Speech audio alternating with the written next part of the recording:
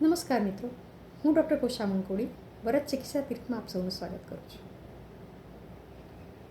આપણે અગાઉ ત્વચા વિશે વાત કરી.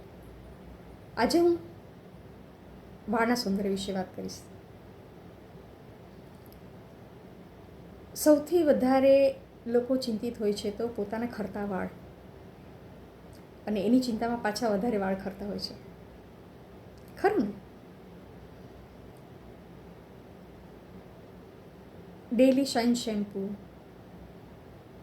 ક્રીમ, ઘણા બધા પ્રયત્નો કર્યા પછી પણ ઘણાને વાળમાં જોઈએ એવો લાભ નથી થતો. એનું સૌથી મોટું કારણ એ છે કે ઓઇલિંગ ખૂબ ઓછું છે. વાળમાં નિયમિત રીતે તેલની મસાજ કરવી જોઈએ. સતત શેમ્પૂનો ઉપયોગ ટાળવો જોઈએ. ખોરાકની અંદર આયર્ન, કેલ્શિયમ પૂરતા પ્રમાણમાં મળવા જોઈએ. અને રોજ રોજ શેમ્પૂ કરવાથી એમાં રહેલા તત્વો વાળના મૂળમાં રહેલી સ્વાભાવિક તેલ ગ્રંથિઓને નુકસાન પહોંચાડતા હોય છે, જેથી કરીને એ પ્રક્રિયા વાળને નુકસાન કરે છે. અને જ્યારે પણ વાળ ધોવા હોય ત્યારે સાવ કોરા વાળને ધોવાને બદલે એમાં આછું તેલ નાખી અને પછી એને જો ધોવામાં આવે તો એ સૂકાને બરછટ થતાં અટકે છે. વાળ સતત શરીરમાં બનતા રહે છે અને ખરતા રહે છે.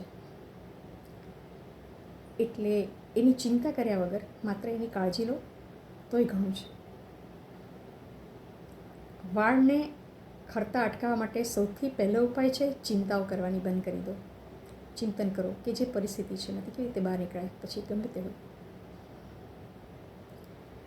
અને એના માટે તમે ઓફકોર્સ ડીપ બ્રિધિંગ એટલે કે ઊંડા શ્વાસ લેવાની પ્રક્રિયા તમે ચોક્કસ કરી શકો છો. અનુલોમ વિલોમ પણ ચોક્કસ કરી શકો છો. સાથે સાથે ભ્રામરી પ્રાણાયામ પણ ચોક્કસ કરી શકો છો. કેવી રીતે? ચાલો જોઈએ.